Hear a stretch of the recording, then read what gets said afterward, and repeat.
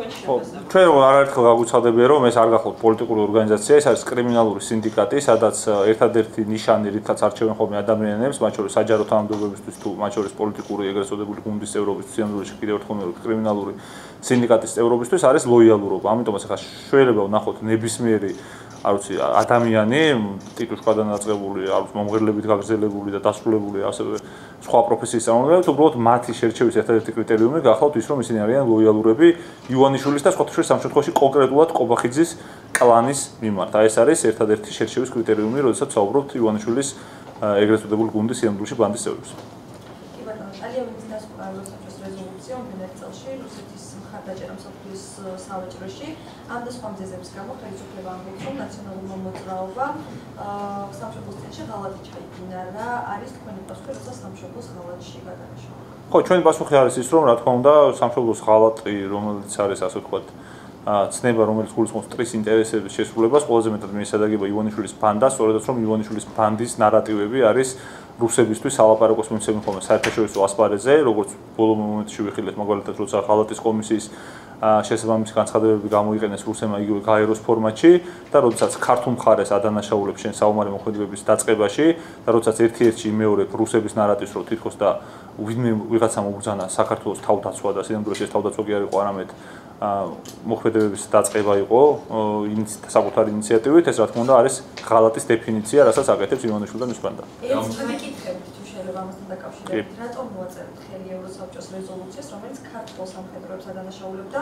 რატომ დაუჭერეთ მხარი ოკუპანტის სავაჭრო ორგანიზაციაში გაწევრიანებას? ხო, რაც შეეხება რეზოლუციას, სადაც პირველად იყო აღიარებული ის, რომ ოკუპანტი იყო რუსეთი, იმ დროს, სადამ საერთაშორისო საზოგადოება დარწმუნებოდა მიხეილ სააკაშვილის სიმართლეში და ყველამ გაიგო და ნახა ალბათ ხო, როცა საერთაშორისო საზოგადოების უმაღლესი თანამდებობის პირები ამბობდნენ, რომ მიხეილ სააკაშვილს უნდა დაეჯერებინა თავის დროზე, მაშინ იყო გარკვეული ასე ვთქვათ ელემენტები იმ რეზოლუციაში, რომელიც ჩვენ მხარისთვის არ იყო მისაღები, თუმცა ეს რეზოლუცია იმდენად მიუღებელი იყო რუსებისთვის, რომ მათ დატოვეს დარბაზი გვახსოვს ჩვენ კარგად, ამიტომაც ეს რეზოლუცია თუ იმისთვის არ იყო მუნგებიანი, არ იყო რუსებისთვის, რაც შეეხება ხა ომის დაწყებას იმ რეზოლუციით ქართული მხარე ნამდვილად არ ამტკიცებდა, ეს არის პროპაგანდა და ინტერპრეტაცია. აი მაშინ თქვენ როგორ გესმით რეზოლუციაში რეზოლუციაში რაც წერია ის არის რომ სამხედრო მოქმედებების დაწყების ეტაპზე არის აქცენტი გაკეთებული, მაშინ კიდევ ერთხელ მეორე საერთაშორისო საზოგადოებაში არ იყო მომწიფებული ის აზრი, რაც არის ქართული მათ შორის იმდროინდელი ჩვენი ქვეყნის ხელისუფლების პოზიცია რაც იყო, საბოლოო ჯამში თლიანად იქნა გატანილი ჩვენი პოზიცია, როგორც ჰააგის სასამართლოზე, ისე სტრასბურგის სასამართლოზე,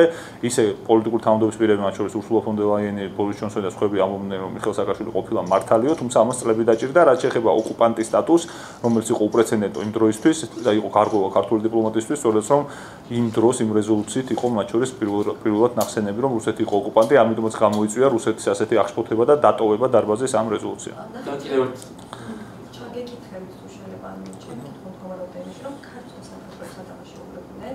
არავინ არ დაუდა, ეს არის თქვენი ინტერპრეტაცია. ოკუპანტის სავაჭრო ორგანიზაციაში გაწევრიანება.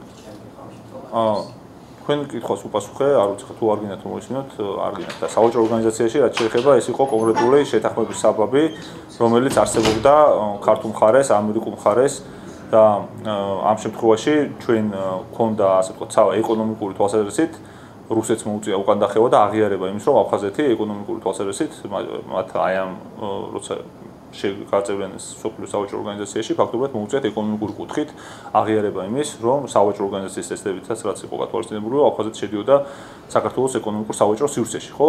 რაც შეეხება კონკრეტულად ახლა ოკუპანტისთან თანამშრომლობის ბრალდებას იმ ადამიანების მხრიდან, რომლებიც პირდაპირ ზიან ოკუპანტის ნარატივზე, ოკუპანტის ყველა ინსტრუქციას ასრულებენ, მათ შორის დააკავეს და მათ შორის ხელი შეუწყეს კოდური სპეცოპერაციის მონაწილეების ლიკვიდაციას, გადასცეს ქართული ჯარისკაცების სია ოკუპანტებს და არ ვიცი ხა ძალიან ბევრი კოლაბორანტულ აქცია აქვს მონაწილეობა მიღებული მათი მხრიდან ხა სხვაზე იმისაუბარი რომ ვინმე თანამშრომლობს რუსულ რეჟიმთან მით უმეტეს იმ ძალასთან რომელიც არის სოფლიოს მასშტაბით აღიარებული როგორც რუსებთან ნომერ პირველი მებრძოლი არის რა თქმა უნდა არაადეკვატური. რატომ აღნიშნავენ რომ 2014 წლამდე ნაციონალურ მოძრაობაში ამბობენ რომ ომი დაიწყო 8 აგვისტოს, თუმცა ახლა ამბობენ რომ ეს თარიღი არის 7 აგვისტო. რატომ ამის საკითხს ედავა და 7 თულა გამონაკლისი აქვს ამ დავას? ძალიან მარტივი მიზანი აქვს, სანამ 2012 წელს ძალაუფლებას ჩაიგდებდა ივანიშვილი და მე უკვე სახელმწიფო დონეზე აიყვანდა ამ კოლაბორანტულ პოლიტიკას, მანამდე საქართველოს სახელმწიფო ინსტიტუციებში არ არსებობდა დავა იმის თაობაზე, რომ რუსეთი იყო ოკუპანტი და რუსეთმა დაიწყო საქართველოს ოკუპაცია, თუმცა ჩვენ გუშინ მაგალითად ვიხილეთ ყობახიძის განცხადება, სადაც მან კიდევ ერთხელ ღია ეთერში შემოგთავაზა ღალატის ქრონიკა და ხელი დაადო საკუთარ ქვეყანას, საკუთარი ქვეყნის თავდაცვაში. და ასეთი პირობების გამო ჩვენ მოგვიწია უფრო კონკრეტულად აქცენტის გაკეთება იმაზე, რომ სწორედ რომ 7 აგვისტოს პირველი სამხედრო მოქმედებები ჩვენს ტერიტორიაზე განახორციელა რუსეთმა მასშტაბური და სწორედ რომ ამას მოყვა 8 აგვისტოს უფრო ასე ვთქვათ ქმედითი პასუხი ჩვენი ქართული მხარის მიერ. აი ომის დაწყებასთან დაკავშირებით ქვეყანას გადაახედა გუშინ ყობახიძე მასეთი რაღაც ამბობს, რომ მაშინ თავის დროზე ნაციონალური მოძრაობა იყო, რომ არ წარმოადგენდა ხელისუფლებას ქართულ ხალხო ინტერესებს ატარებდა deep state-ისო რაც უპასუხებლად. ხო, არა, ეს რა თქმა უნდა ეხა არის ტყუილი, იმიტომ რომ ყველამ კარგად იცით რომ საქართველოს ყავდა მაშინ კანონიერად არჩეული ხელისუფლება და არ ვიცი ხა იმ ხელა ხარდაჭერა რაც მაშინ ჰქონდა საქართველოს ხელისუფლებას არ ვიცი თუ ქონია რომელიმე ხელისუფლება საქართველოს უახლოეს ისტორიაში და ზოგადად ეს ბრალდება რა თქმა უნდა ვიცით კარგად რას ნიშნავს, იმიტომ რომ კარგად ვიცით თუნდაც მილოშევიჩის რეჟიმის პირობებში რაფასის გადახდა მოუწიათ სერბებს, ამიტომაც კარგად იცით საერთაშორისო სამართალი ამ კაცმა და კარგად იცით რომ ქვეყანას ღალატობს და ქვეყნის ინტერესებს აყენებს სინას. ერთი ჩანაწერი რეზოლუციაში აგვისტოს ომში საქართველოს მხრიდან გაუფრთხილებლად ცხინვალის დაბომას გადაიყვანა ესკალაცია ფართო მასშტაბიან ომშიო რატომ მოაწერა ხელი ამ რეზოლუციას მართო გუჩიაობენ ჩვენ არაერთხელ გაგვცხადებია რომ ამ რეზოლუციით რუსეთი იქნა ოკუპანტად აღიარებული ამ რეზოლუციაში იყო ნაწილები რომელიც არ იყო ქართული მხარისთვის მისაღები თუმცა ეს რეზოლუცია ზოგადად ამას ნიშნავს როცა საერთაშორისო ასპარეზზე ვსაუბრობთ და ისეთ თემებზე რომელიც არის შეიძლება კომპრომისულად განიხილოს ხომ ვარიანტები რომელიც არ დამუქრებია საქართველოს ტერიტორიულ მთლიანობას და არ დამუქრებია საქართველოს სუვერენიტეტს, რადგან ჯერ ესეთი გამოიწვია რუსების მიერ დატოვება დარბაზის, ანუ წარმოგიდგენთ რუსი ოკუპანტი გაიქცა დარბაზიდან, ისეთი რეზოლუცია იყო. მერე რაც ძალიან მნიშვნელოვანია, ჰააგაში და სტრასბურგში ქართულმა მხარემ გაიმარჯვა და ერთადერთი ვინც ამის რევიზიას ახდენ, არიან ხოცები, რომლებიც იცახიან რომ საქართველოს დაიწყო ომიო და საქართველოს დებენ ბრალს და ხა საერთაშორისო სამართალში არ ერყვა ეხა ყობახიძე მარტო კონსტიტუცია იცის ვერ ხვდება რას ნიშნავს მისი ბრალდება არ იცის მილოშევიჩის რეჟიმის მაგალითი ისე მისი ლოგიკას რო გავყვეთ ეს არის ღალატის კლასიკური მაგალითი და გამწევდა ინფორმაცია რომ ლელვა ატარებს აზრის კვლევას მერაბ საფაშვილის მიმართებაში განიხილება ერთ კანდიდატ მასშტაბით მერობის კანდიდატად მასშტაბით რაც ალიკო რისაშვილზე მოყოფილო ასე დააფიქსირა მოსახლეობამო ერთ დროს მერაბ საფაშვილი მხარს უჭერდა მიხეილ სააკაშვილის მოხსოვნის აქტიურობა სიმღერა რა შასები აქვს როგორ ფიქრობთ არ ვიცი ხა საერთოდ როგორ რაღაცა ისეთ რაღაცაზე მეუბნებით რაზეც არ არსებობს საჯარო ინფორმაცია ამიტომ იგივე წარმატებით შემიძლია ნებისმიერი ჭორი განვიხილო ასე რომ არ ვაპირებ ამას შეფასებას რაც შეეხება არა, რაც შეეხება ზოგადად ამ ფაქტს, თუ გაინტერესებთ, ხა ვინც არ უნდა იყოს ნებისმიერი კანდიდატი ჩვენთვის არის უინტერესო, რატომ? იმიტომ რომ ამ სპეცოპერაციაში ვის რა როლი ერგება, არაერთხელ გაგვიცხადებია, რომ არანაირი მნიშვნელობა ჩვენთვის არ აქვს და ძალიან ღრმად გვწამს, რომ არც საქმისთვის არ აქვს დიდი მნიშვნელობა, ვინ რა როლის შემსრულებელი იქნება ამ სპეცოპერაციაში, თუმცა კიდევ ერთხელ მე კონკრეტულ ადამიანებზე საუბარ, სანამ ეს საჯარო ინფორმაცია არ გახავთ, ნუ მე აზრს ვერ ხედავ, იმიტომ რომ თუ საჯარო იქნება ეს ინფორმაცია და ვინმე დაადასტურებს, კი ბატონო, მაგრამ იგივე ლოგიკით ძალიან ბევრჯერ ყოფილა სხვა ადამიანებზე საუბარ და საბოლოო ჯამში გარკვეულა რომ ეს ხალხი არ განიხილება თუმე და ამიტომ ხა ჩემგან არასწორი იქნება ისეთ ადამიანებზე ვისაუბრო, რომელზედაც არ არსებობს საჯარო ინფორმაცია. მაშინ ბატონო კაჭკაშვილის ორგანიზაცია რომ არის საზოგადოებრივ აზრის იკვლევს მას დაუკვეთა სწორედ მერაბ საფაშვილის არ ვიცი ხო და მაგიტომ აქვს ეხა სანამ კონკრეტული ფაქტი არ გვეცოდება რომ ვინ განიხილება კონკრეტული ადამიანები ნამდვილად გიპასუხებთ ზოგადად გასუხობთ ვინც არ უნდა იყოს თქო ნებისმიერ ადამიანზე გვაქვს ეს აზრი რომ არავითარი მნიშვნელობა არ აქვს ვის სახელი გვარი იქნება რომელი თუნდაც სხვა პოლიტიკური ორგანიზაცია დარეგისტრირდება, იმიტომ რომ ზოგადად ეს არის სპეცოპერაცია, ყველას იქნება გათვალისწინებული როლები და მხოლოდ და მხოლოდ ივანიშვილის, ასე ვთქვათ, ინტერესებს მოემსახურება ამ დემოკრატიული იმიტაციის შექმნა. ამასთან სხვა კუთხით ჩავიკითხებით, მანამდე იყო ინფორმაცია გავრცელებული ქვეყანაში საერთაშორისო მიმართებაში, ეს საერთაშორისო დაადასტურა განხილებოდა მის გადატურა, ეთქვა მერაბ საფაშვილის. ნუ ეს ერთი და გახარია შემობენ რომ შარაშიძეს მოკლედ ვერ თახდებიან ამ საკითხში და როგორ უყურებთ აი ამ პროცესს მაშინ როდესაც იგრძვიან თემატიკური არჩევნებისთვის ვერ ახერხებენ შეჯერებას საერთო კანდიდატთან. რას ემეთქოლებს რას ეჩვენებს ეს?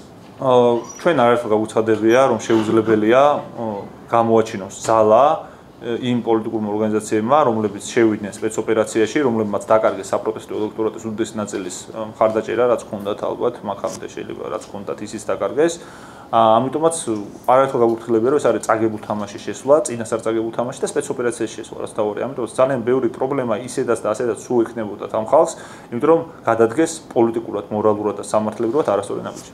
კი ბატონო, ვიქტორ ორბანის განცხადებაზე ვთქვათ, ციტირებ, სიტყვა ლიბერალიზმი ადრე თავისუფლებას ნიშნავდა, დღეს კი შეზღუდვას და დევნას ნიშნავს. დღეს ჩვენ ვიბრძვით თავისუფლებისთვის, ლიბერალები კი კონტროლსა და შევიწროებაზე არიან გადასული თქვა ვიქტორ ორბანმა.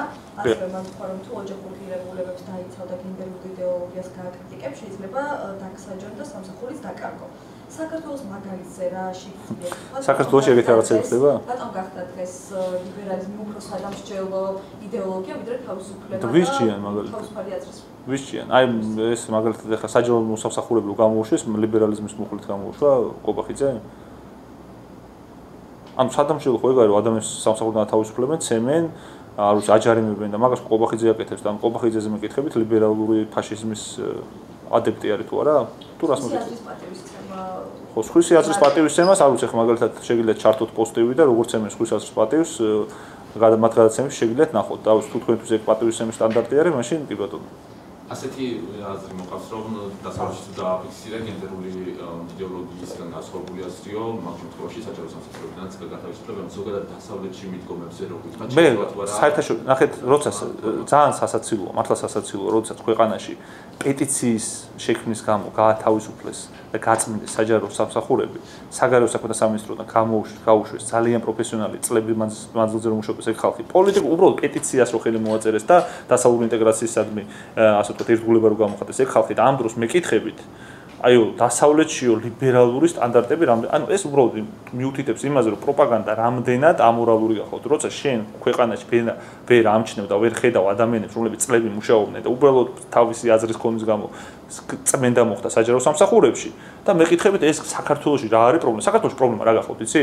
რომ პეტიციის შექმნის გამო მერიიდან საგარეო საქმეთა სამინისტრო და კონკრეტული ადამიანები გამოუშვეს ათეულობით და ასეულობით. აი ეგ არის წმენდა, ეგ არის რეპრესია.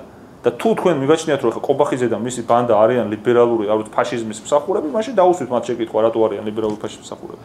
იყო ფაქტები ბოლოს რაც მახსოვს, გამახსენდა თვალიშვილის მიმართ ვერსიაში რომ ბრძოლობს მოჭყვარი რომ არის, მან განაცხადა იბრძვის მიმართ და მაშინ იყო განცხადებები არასამთავრობო ორგანიზაციებისგან, რომ ჩვენ მიმართავთ ორგანიზაციას, რომ შეშალოს მის მოღვაწეობის გაგრძელებასო, გარდა ამისა თქვენ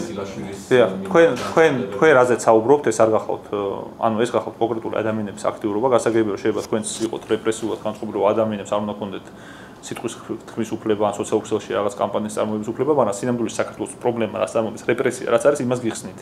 ადამიანებს რომ სამსახურიდან ათავისუფლებენ. ადამიანებს რომ სადარბაზოებთან ხვდებიან და ფიზიკურად უსწორდებიან. აი ეგ არის რეპრესია, გაიგეთ? განსხვავებას ვერ ხედავთ ამ ორ ფაქტს შორის? ვერ ხედავთ განსხვავებას, ეხლა Facebook-ზე ვიღაცა რაღაცას დაწერს, რომ მოდი ამ კაცს რაღაც Facebook-ზე კომენტარებში დაუწეროთ და კაცს რო სამსახურიდან უშვებ და უკმან პურის გარეშე რო ტოვებ და რო აყადაგებ, მაგას შორის განსხვავებას ვერ ხედავთ? რა არის ორმაგი სტანდარტი ეხლა, ვერ ვინ ათავისუფლებს ანუ სამსახურიდან? ოპოზიციის მხარეს თქოს იმაზე პრობლემა რომ არავითარი ორმაგი სტანდარტი არ არსებობს. თქვენ ხართ უბრალოდ ტყუილის პირობებში, იმიტომ რომ არ უსწორებთ თვალს იმ ფაქტს, რომ კონკრეტულ ადამიანებს თავიანთი აზრის გამო სადარბაზოებთან ხვდებიან, ფიზიკურად უსწორდებიან, ცემენ, მე არავინ არ ეშება აქციაზე, მათ შორის ზონდერები, რომლებსაც ვერ გაარკვევ, არის ძალოვანი სტრუქტურის თანამშრომელი თუ უბრალოდ ზონდერი, ფიზიკურად უსწორდება ადამიანს, სამსახურიდან უშვებენ თქვენ ხელა ადამიანებს, კონკრეტულ სახელმწიფოებს გეტყვით, კაცო საგარეო საქმეთა სამინისტროში რომ მუშაობენ და მერიაში რომ მუშაობენ და აქციაზე დგომის კი არ უშვებენ, გამო კი არ უშვებენ ციხიდან, უშვებენ იმის გამო, რომ პეტიციას მოაწერეს ხელი. და მე მეკითხებით ორმაგი სტანდარტიაო და რამე ტოლფასი ხომ უნდა ხდებოდეს აქეთ ხარეს, რომ მეუნებით ორმაგი სტანდარტიაო. ჯიმრიშის განცხადებას როგორ შეაფასებდით, რომელიც ამბობს, რომ მომდა 17 წლის შემდეგ მნიშვნელოვანია მეგობარი აქტის მიღება. მაგრამ მნიშვნელოვანია რა თქმა უნდა, იმიტომ რომ როცა ვსაუბრობთ ჩვენ რუსებზე, სამხედრო აგრესია, რომელიც 2008 წელს განახორციელეს, ეხა პოლიტიკური აგრესიის სახით ვრცელდება ივანიშვილის ბანდის სახით. ამიტომაც იმისთვის, რომ დერუსიფიკაცია ნამდვილად მოხდეს ამ რეგიონში და ამ ქვეყანაში, საჭიროა მეგობარი აქტის მიღება, იმ ადამიანების სანქცირება, რომლებიც რუსეთის ინტერესების გამო ახდენენ საქართველოს დემოკრატიის კვლევას.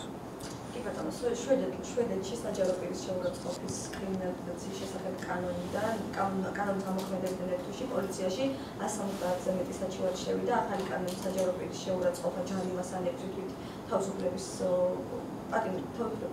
აღკვეთას ითვალისწინებს, მაშინ როცა საქართველოს აკრიტიკებენ არის თუ არა ორმაგი სტანდარტი. ნახეთ, მაგალითად ემანუელ მაკრონს სილა გააწნა ადამიანმა და ის რამდენიმე თვის მანძილზე, ანუ უმაღლეს თანამდებობის პირისპირ საფრანგეთის სილა გააწნა ადამიანმა და სულ რამდენიმე თვის მანძილზე იყო ციხეში. საქართველოში ამიტომ არის თელი ამბავი, რომ პოლიციელს, რომელიც იყო მოძალადე, სილა გააწნა ქალბატონმა, თქვენმა კოლეგამ სხვათა შორის და ეს ქალბატონი ჯერ 5-7 წლით უნდა გაიშვა ციხეში და მე ბოლოში 2 წლით გაუშვეს. ანუ აი ეს ორმაგი სტანდარტი კი არ არის, უბრალოდ განსხვავება იმ რეპრესიულ მიდგომას შორის, რომელიც არსებობს საქართველოში და რომელიც არ არსებობს დასავლეთში. ეს არის ჩემი კონკრეტული მაგალითი და პასუხი. შემდგომი კითხვა თუ გაქვთ? და წერან ქართულ სიტუაციაზე ვსაუბრობთ. უშუალოდ რომ გითხრათ ლიბერალიზმი და ეს დარჩა ისე როგორც იყო და საუბრობდა ილია ჭავჭავაძე თუ შეიცვალა ფორმა. დღესდღეობით. რაზე ნუ სოფლიოს მასშტაბით აი ამ კუთხით რომ გითხრათ ამ იმას. საერთაშორისო მიმოხილველად გამხადეთ უკვე თუ არა ჩვენ ხო ვისწრაფი დასავლეთისკენ ამ კონტექსტში უნდა იყოს თუ არა. ანუ მე მაგალითად კონსერვატორი გახლავართ საბოლოო ჯამში რომ თუ გაინტერესებს ჩემი პოლიტიკური პოზიციები და უფრო კონსერვატორი გახლავართ მე მარჯვენე კონსერვატორი შეხედულებებს მქონე ადამიანი ვარ ამიტომაც არ უწეხო ვინც უფრო მეტად არის შედარებით ასე ვთქვათ ვიზეც გულისხმობ თქვენ რომელ ადამიანებსაც შეეფარდება ეს კითხვა მათ უნდა დაუსვათ ალბათ უფრო შეკითხვა მე გითხარით კონსერვატორი გახლავართ მეთქი მე მარჯვენე შეხედულებს მეთქი ხო ხვდებით რომ ეხლა მე არ გახლავართ კლასიკური თვალსაზრისით ლიბერალი ადამიანი რომელსაც შეგიძლია ესაუბრო რა ფორმა მუდმივად იცვლება ეხლა რა გონიათ რომ 19 საუკუნეში მაგალითად რა ფორმაც ჰქონდა ნებისმიერ პოლიტიკურ მოძრაობას დღეს იგივე აქვს მართლა გულწრფელად მეკითხებით მაგას ანუ სოციალიზმმა მაგალითად ტრანსფორმაცია არ განიცადა სამ საუკუნის მანძილზე თავისუფლებას დღესაც ლიბერალიზმი თავისუფლებას ესე ყველაფერი ესე არაფერი არ ნიშნავს ანუ გააჩნია როგორ ატარებ ანუ ეხლა ძალიან ზოგად რაღაცებს მისაუბრებ მართლა ეს რაღაცებს მისაუბრებ მართლა წამო პოდკასტში დავუდგეთ და თუ მინდა ვილაპარაკოთ 12 ნახევარზე ხა რა ვიცი თუ პოლიტიკურ აქტუალურ თემებზე მისაუბრებ შეგვიძლია გაგზავნოს არა იმიტომ რომ ძალიან ზოგად თემებზე აი რაღაც შენი კამიუზე რას ფიქრობ და რაღაც დაახლოებით ეგ დონეზე გადადის და ამიტომაც რა ვიცი თუ გინდა მართლა პოდკასტში მოგიწვევ და ვისაუბროთ ამ თემებზე არ მერიდებ მართლა შემიძლია გაგიშალო ეგ თემა კონსერვატორობას ლიბერალიზმი ჩემი შეხედულებები უბრალოდ ხა რაღაცა ისეთ სპეციალური აქტუალური და ხო მეც აქტუალური გამნერი გითხარით რომ ლიბერალიზმი რაღაც ყოველთვის იარსებებს ყოველთვის პრობლემა იქნება კონკრეტულ მოძრაობებს თუ ჩემი შეხედულებები გაინტერესებს მე მოგახსოვთ უფრო კონსერვატორი ადამიანები ხი მაგრამ არ ვიცი ხო ამ წურად კადრები გადავიდეთ ლიბერალიზმზე ვისაუბროთ. არა, ეს არის, მაგრამ დასავლეთში ნახე რა პრობლემაა, რაზეც საუბრობენ ხომ. იქ არის საერთოდ სხვა დღის ეს რეგიონი. ნახე, ისეთ მაგალითად მოყავს ხომ, აი მაგალითად ესე ვთქვათ, ბურკინა-ფასოს და საქართველოს მაგალითად რომ მოვიყვანო, ხო, ეს უხეშად რო თქვა, აი ხო არ იქნება ადეკვატური, რომ ბურკინა-ფასოში ხო სხვა პოლიტიკური დღის ეს რეგიონია, საქართველოს სხვა პოლიტიკური დღის ეს რეგიონი არის და deep state-ზე როგორც სხვა პრობლემა არის იქ ამერიკაში და აქ საერთოდ სხვა რაღაცას ლაპარაკობენ. აი ეგეთი არის ხომ თქვენი შეკითხვები, რომ აი ლიბერალური ფაშიზმი თუ არის პრობლემა და ვიღაცა Facebook-ზე რო 20 კაცი რაღაცას დაწერს თუ მეგარი ბულინგი და ტიპს რო ანუ კოცები რასაც უშვებიან ხოლმე კონკრეტულ ადამიანებს, აი ოპოზიციაში მყოფ კონკრეტულ ადამიანებს რასაც უშვებიან, რომ ჯერ ტროლებს აქცევენ ხოლმე მუდმივად, მერე სადარბაზოსთან ხვდებიან ცემენ ხოლმე, მერე არ ვიცი ხა ხო ხვდები პირდაპირ ანუ ჭდებიან თქვენივე პროპაგანდისტულ გადაცემებში და შეურაცხყოფას აყენებენ ხოლმე და ხო იცით რომ ეგრე ხდება ხოლმე და მერე მაგის მე რო გამოდიხარ და რო ეუბნები სხვას რომ აი ლიბერალ ფაშიზმი ის სერიოზულ პასუხს ვერ გაგცემს, იმიტომ რომ აქედან მხრიდან როცა ესეთი მასშტაბური სახელმწიფო ინსტიტუციების გამოყენება ჩაგვრასთან გვაქვს ადგილი და მეორე მხარეს არის Facebook-ზე ბულინგი კომენტარის სახით, რომელსაც ვერიტასთან თურმე საჯარო მოსამსახურე, ანუ რა ვიცი, ტოპ-ფასი ორმაგი სტანდარტი როგორ შეიძლება იყოს ეგრე. საქართველოში ეს პრობლემა არ არის მეთქი და საქართველოში ათავისუფლებენ მეთქი პოლიტიკური პოზიციის და პეტიციის ხელმოწერის გამო მეთქი მაგას გეუბნები. ხო და იქ დასავლეთში, ანუ მაგას გეუბნები და დასავლეთში რო საუბრობთ მეთქი მუდმივად. ეხლა ნახე ორი რაღაცა არის. ნახე ერთი მხრივ ეს არის რუსების თემა, პროპაგანდის. შევაწყოთ მართლმადიდებლად გიხსნით. აი რუსების მაგას აკეთებენ, რომ დასავლეთს უაშავებენ. ანუ ესე იგი თქვენი მიზანი რა არის, რომ სულ დასავლეთი აშავოთ. ანუ რომ მოდიხართ ხოლმე, სულ დასავლეთზე რომ მისვამთ ხოლმე შეკითხვებს. ანუ საქართველოში არის დიქტატორული რეჟიმი. არა, ნახე, საქართველოში მარტივად გიხსნით, კაცო, მომისმინე და გაიგებთ. ნახე, დიქტატორული სისტემა, როცა საქართველოში მყარდება და შენ მოქალაქეებს ასე ექცევიან და ამის მაგილოთ რომ შენ მოქალაქეებზე მისვამდი კითხვას და საქართველოში რა ხდება? აი, დასავლეთზე, სადაც ბევრად უფრო მაღალი სტანდარტი არის ადამიანის უფლებების, ბევრად უფრო მაღალი პოლიტიკური, ეკონომიკური სტანდარტებია. იმაზე მისვამ ყოველდღე შეკითხვას, რომ აი იქ რაღაცა ხდება და იმას როგორ შეაფასებდი?